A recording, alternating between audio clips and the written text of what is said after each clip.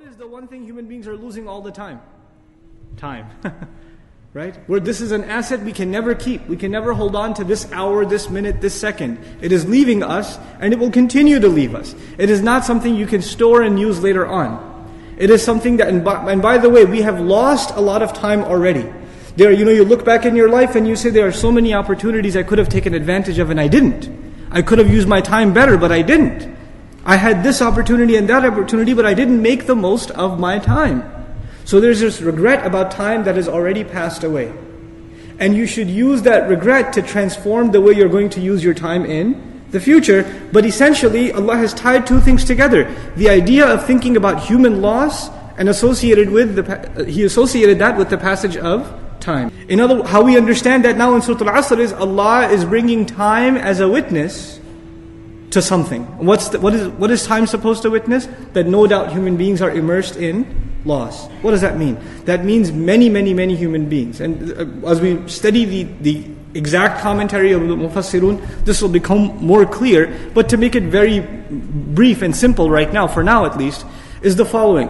You and I, and humanity at large, they run after things. We run after things that are actually distractions from our real purpose in life. That should remind you of a surah we studied, the one before this. Alhaakum at-takathur. It deluded you. The want of more. The mutually shared urge to get more and more. It distracted you from your real purpose. Most humanity is distracted running after the wrong thing. They're running after the wrong thing. Now, are we the first people to run after wealth? Or to run after a house? Or to run after getting married to a beautiful woman? Or this or that? Whatever it may be. Are we the first to run after these things? Or were there people before that ran after these things too? They were. And people ran after them thinking that they are going to have success. When they get them, they will have success. And time, Allah made time a witness that people came and they ran after these things and they failed. And then other people came and they ran after these things and they failed again. And other people came and did the same thing again. Thousands upon thousands of years, hundreds upon hundreds of generations, one after another, the same drama over and over again. And one creation of Allah has been watching it happen. It's witness to this thing over and over again. It's almost as though when it sees our struggles, it says, here we go again. Here's another one. So in other words, time is a witness to the tragedy of human life. The tragedy of the human beings' aspirations headed in the wrong direction. So time is being brought as a witness against us. Or a witness to the tragedy of the human being. We need to act quickly because the dawn of our life has set upon us. The sunset of our life is at bay. It's around the corner. So we need to act now. It's this idea of time running out, the timer ticking away. That's being captured in just the words Al-Asr. So this last benefit of this oath is a sense of urgency. And one alim, he compared, Mufti Muhammad Shafi' among others, compared the struggle of the human being that is depicted in Surah Al-Asr to the one who is trying to sell ice. In ancient times they didn't have freezers and stuff like that, right? So the ice vendor, he doesn't have a lot of time and it's melting away. And he has to make use of these sales and get the product out to the customer in a certain time. And if that time goes away, then all of that effort has gone to waste. So he has this sense of urgency to accomplish what he needs to accomplish. The other part of the overview, inshallah, we'll talk more about the middle ayah later on, but about the last ayah, one thing for now. Commonly, the last ayah of Surah Al-Asr is understood as having 4 components. Of course, it's very easy to see that. إِلَّا الَّذِينَ آمَنُوا, number 1, وَعَمِلُوا الصَّالِحَاتِ, number 2, وَتَوَاصَوْا بِالْحَقِّ, number 3, and وَتَوَاصَوْا بِالصَّبْرِ, number 4. 4 conditions. The first condition being those who believe, those who act righteously or do righteous deeds. The third being they enjoin to the best of their ability and to counsel one another with truth, and then also doing the same with perseverance. These are the 4 conditions that are mentioned. But one of the things we're going to learn today as part of the overview is that these 4 things are actually one thing. They seem like they are 4 things, but they are lazim wa malzoom. They are necessarily connected to each other. They are actually inseparable. And actually all of the rest is the fruit of the first. Iman. The first thing that's mentioned is Iman. And then there are 3 other things mentioned. But what we're going to learn is if one really has Iman, then the next 3 things are naturally bound to happen. They are bound to happen. And if those things don't happen, guess what's missing? Iman. So if one wants to check if they really have Iman or not, they can check by the minimal standard of Iman set by Surah Al-Asr, what are the consequences of Iman. What happens right after Iman? عَمِلُوا الصَّالِحَاتِ تَوَاصِي بِالْحَقِّ تَوَاصِي بِالصَّبْرِ. If those things aren't happening, then there's something missing in Iman. And by the way, all of these four are connected in a profound way. Even if you take the second case, عَمِلُوا الصَّالِحَاتِ.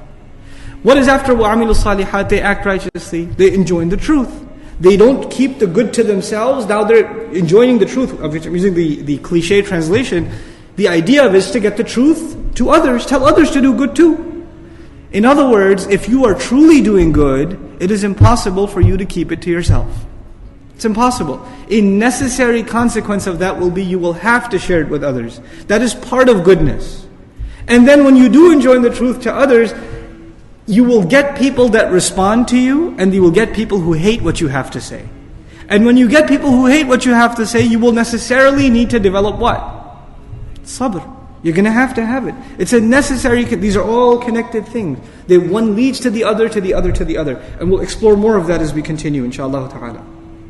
This is actually why this surah opens up in most explicit detail these fruits of Iman that usually in the Qur'an are mentioned in one or two terms. Sometimes Allah says, الَّذِينَ آمَنُوا. الَّذِينَ آمَنُوا. That's enough. Because really the rest is what? Fruits of Iman. Right? So if you understand Iman properly, then the rest is understood. Sometimes He elaborates it a little more and says, الَّذِينَ آمَنُوا وَعَمِلُوا الصَّالِحَاتِ. He'll say two things. But in this surah, He doesn't say two things, He says four things. And if you notice, the last two things, tawasi bil haqq and tawasi bil sabr, are actually deeds in and of themselves. They are deeds. And so, amilu salihat is a deed, amal. And tawasi bil haqq and tawasi bil sabr are also a'mal, amalain. They're both actions too. In other words, what we're learning here is Allah highlighted the two actions. This is what I mentioned last time also. Allah is highlighting the two actions that get overlooked by people when they think about good deeds. The actions that they don't tend to think about when they think about doing good deeds are the ones that are explicitly highlighted, so we understand this is the bare minimum of good deeds that you need to accomplish. That is tawasi bil haqq and tawasi bil sabr included in the discussion. Know that your life is basically on the verge of death. Know that you are on the verge, on the very edge of the end of your life. Just like the sun is about to run out and darkness is about to fall, this life of your world, your worldly life is about to run out, and the death of it is about to fall upon you. Think of it like that, and then you will develop that state of emergency. Anyhow, finally, Ibn Kathir rahimahullah says, الزمان الذي يقع فيه حركات بني آدم من خير وشر. This is all time in which the activities of the human being, of the children of Adam have occurred, whether they be good activities or they be bad activities. And by saying good and bad, what he's actually telling us is that the human beings overall, what have they done more of, good or bad? They've done more bad, hence they are in khusr. Time has illustrated that they had opportunity to do both, but they ended up doing more bad than good, so human beings have ended up in loss. By understanding that implication of asr, what we're learning in wal asr innal insana lafi khusr is human beings are in loss, and the time to change the way they are supposed to do it is right now. This is the time to change immediately. That's one of the benefits of asr in that word. We are being asked to reflect on time that is dripping away from all of us. We can get lost in the technicalities and the grammatical analysis and the quotes of the mufassirun, but let's think about how this applies to us. You and I have 24 hours in a day. How many of them are gone in sleep? How many of them are gone in work? How many of them are put into efforts to build our savings, dunya savings, pay the bills, but how much of it is being prepared so we can pay our bills in the akhirah? How much of it is going so that we can actually be ready to stand before Allah Azza wa Jal for that audit. There's the audit in tax season, then there's the ultimate audit that's coming, in which we all have to stand for every single thing that we've done. If I say this all the time, one of the benefits of this surah and using the word asr, because it's part of a day, is Allah is making us imagine our entire life as though it is how many? One day. That it's one day. If you can transform how you spend one day, basically you have transformed your life. Because you know this already. Many of you work full-time or are students full-time, or do you take care of the home full-time? A lot of your days are exactly the same. There's a lot of routine. It's the same exact thing over and over and over again. So if you can bring a change to one part of your day, you've actually transformed one part of your entire life. You've transformed an entire part of your life. And that the time to make that change is running out. And my personal advice to you, this is not part of tafsir, just personal advice, we make changes to ourselves in Ramadan. We make those changes. We make changes for Eid. We make changes, or break from our schedule on special occasions, at the death of a family member. We make changes on these kinds of special occasions, at the birth of a child, etc., etc. But then we go back to the routine. We go back to our old ways. Why do we go back to our old ways? Because we don't see the sense of urgency. You see, you don't say, man, I used to go to work on time at 9 o'clock, and I was doing that for a while, but then I just, got lazy, and now I go at 10 o'clock.